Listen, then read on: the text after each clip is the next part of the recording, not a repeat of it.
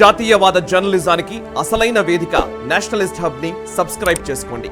Notifications కోసం bell icon పై click చేయండి. రేపు 2027 అసెంబ్లీ ఎన్నికలకు సంబంధించి కానీ మరి ఎటువంటి ఛాలెంజెస్ ఉంటాయి? సో వీటన్నిటిని కూడా ట్రబుల్ షూట్ చేస్తూ వెళ్తూ ఉంటే ఇంకా ఎలాంటి ఛాలెంజెస్ని కూడా ఇక్కడ ఫేస్ చేయాల్సిన పరిస్థితులు ఉన్నాయి ఇంకా మీ దృష్టిలో? సార్, ఇప్పుడు బై ఎలక్షన్స్ ఇట్సెల్ఫ్ ఇది ఒక విపరీత పరిస్థితుల్లో వస్తాయి ఎలక్షన్స్. ఓకే, మీకు ఇంకో క్లాసిక్ ఎగ్జాంపుల్ చెప్పమంటారా? ఇప్పుడు మీరే అన్నారు 2027 ఎలక్షన్స్ కు బీజేపీ ఏ విధంగా ప్రిపరేషన్స్ అని అన్నారు. అసలు ఏది ఉత్తరప్రదేశ్ గురించి మాట్లాడారు. ఇప్పుడు 2027లో ఇప్పుడు ఉదాహరణకి అఖిలేష్ యాదవ్ యొక్క టార్గెట్ ఏముంటదండి? నెక్స్ట్ అఖిలేష్ యాదవ్ ఒక ఆస్పిరేషన్ ఏముంటది?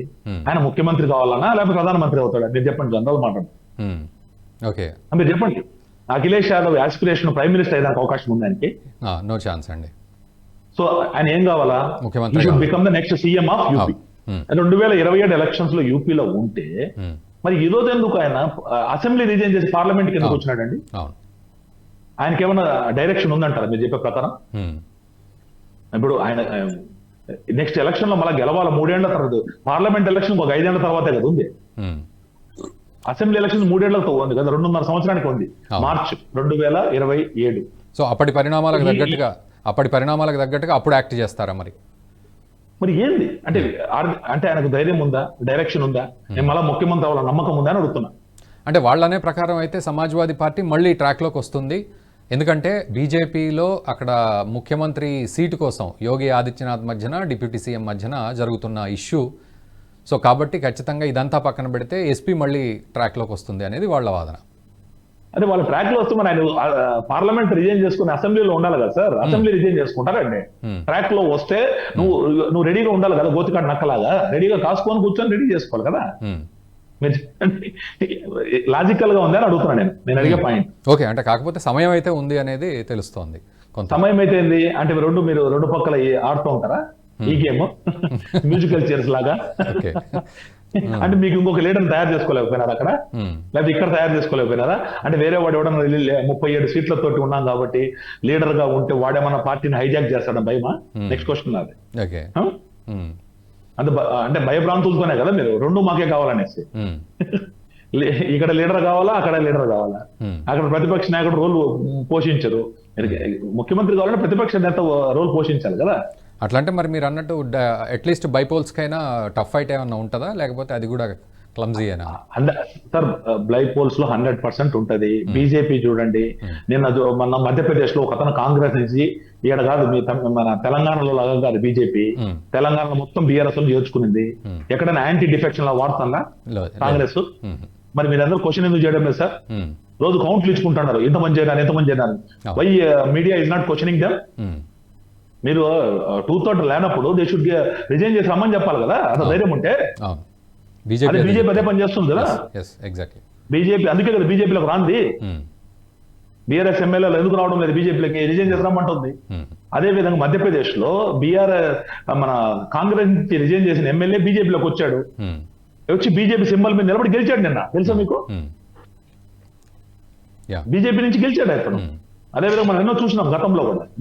వీళ్ళు మాత్రం మాట్లాడితే వీళ్ళు మళ్ళీ నీతులు చెప్తారు. వీళ్ళకి అంత దమ్ము ఉంటే రేవంత్ రెడ్డి గారు అంత అసర్టివ్ అయితే అందరూ రిజైన్ చేసి రమ్మని చెప్పండి. అవునా కదండి? Why media is also not questioning?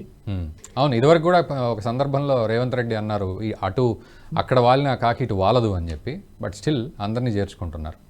అందుకు అదండి వాళ్ళ డిక్లరేషన్ ఏముందండి, వాళ్ళ మేనిఫెస్టోలో ఏం రాసినా చెప్పండి. అందరు రిజైన్ చేసి రావాలని నిన్న అడిగినారు కాంగ్రెస్ వాళ్ళు. అవును. మరి why they are not following that instructions? Right, but ధైర్యం ఉందంటారా? బట్ ఓవరాల్ గా ప్రజలకి ఈ విషయం అర్థం అవ్వాల్సిన పరిస్థితి కూడా ఉంటుంది. మీరు అన్నట్లుగా కొంత ఇంటర్నల్ గా వాళ్ళకు ఏ విధంగా ఉన్నా బట్ ప్రజలకి డైరెక్ట్ మెసేజ్ అయితే వెళ్ళాలి. సో నిజాయితీగా ఉన్నాం, పరిపాలన కూడా కరెక్ట్ గా ఉంది అనేది. బట్ ఎక్కడైనా ఖచ్చితంగా కలిసి నేను అదే చెప్తున్నాను. అందరు మీడియా కానీ బీజేపీ నాయకులు కానీ అందరు బీజేపీ అనుబంధ సంస్థలు కావచ్చు, ఇంకొకరు కావచ్చు, మోదీ గారి అభిమానులు కావచ్చు, తీసుకొని వెళ్ళాలి. What is the difference between BJP and others అనేసి. అప్పుడే కదా తెలిసేది. వీళ్ళేమో చెప్పేది ఒకవేళ అదే కానీ బీజేపీ చేసింటే మొత్తం అమ్మేసి ఉంటారు మార్కెట్ లో కదా. ఇదే పని చేస్తే ఈ 10 మంది ఎమ్మెల్యేలుగా బీజేపీలోకి వచ్చి ఒప్పుకుంటారా తెలంగాణలో?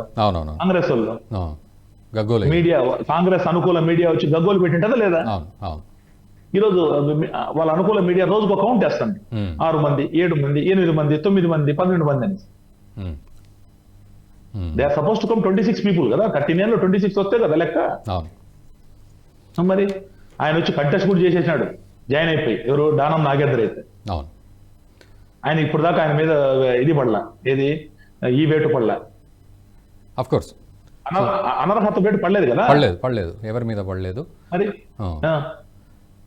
సో ఓవరాల్గా దానికి ఏమంటారు? యా అంటే మరి ఓవరాల్గా పరిస్థితి చూస్తే నేను అన్నట్లుగా యూపీలోనైనా ఇప్పుడు మనం అనుకున్నట్లుగా కొన్ని దళితుల ఓట్లు కావచ్చు, మిగతా వాళ్ళ ఓట్లు కావచ్చు దూరం అయ్యాయి అని అంటున్నాం కదా. సో వాటిని మళ్ళీ సేకరించే ప్రయత్నము, ఆ ఫార్ములా, ముఖ్యంగా యూపీలో మనం చూసే ఫార్ములాస్ ఏవైతే ఉన్నాయో వాటన్నింటినీ సెటరైట్ చేసుకునే అవకాశాలు ఉన్నాయంటారా ఇప్పటికైనా? 100% ఉన్నాయండి. ఆల్రెడీ వర్క్ స్టార్ట్ అయిపోయింది. ఆల్రెడీ చాలా ఇప్పుడు ప్రజలు కూడా అర్థమైపోయింది. వీళ్ళు మేము ₹1,00,000 వేస్తాం అకౌంట్ అని చెప్పేసి కటాకట్ అన్నాడు. మనం చూసాము యూపీలో కాంగ్రెస్ ఆఫీస్ దగ్గరికి వెళ్ళిపోయారు అందరూ. ఎందుకు వెళ్ళారు చెప్పండి? వీళ్ళు రాసిచ్చినారు అగ్రిమెంట్ ఫామ్ లాగా, ₹1,00,000 మీ అకౌంట్ వేస్తామని. కొత్త పాంప్లెట్ ఇస్తే వేరే విషయం, కరపత్రం కాదు. They given like A format, ఒక అగ్రిమెంట్ లాంటి రాసిచ్చు.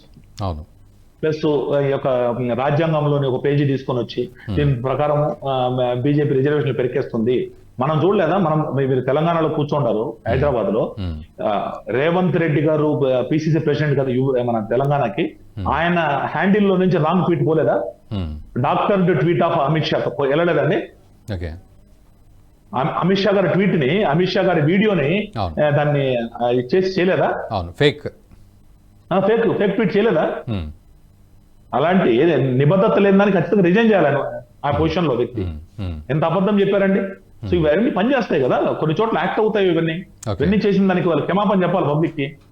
ఈ వీడియో మీకు నచ్చినట్టయితే లైక్ చేయండి, 10 మందికి షేర్ చేయండి. అలాగే కామెంట్ల రూపంలో మీ అభిప్రాయాలను మాతో పంచుకోండి. Nationalist hub group of channels ను సబ్స్క్రైబ్ చేసుకుని తెలుగునాట జాతీయవాద జర్నలిజాన్ని ప్రోత్సహించండి. ఈ వీడియో కింద ఉన్న బెల్ ఐకాన్ పై క్లిక్ చేయడం మర్చిపోవద్దు.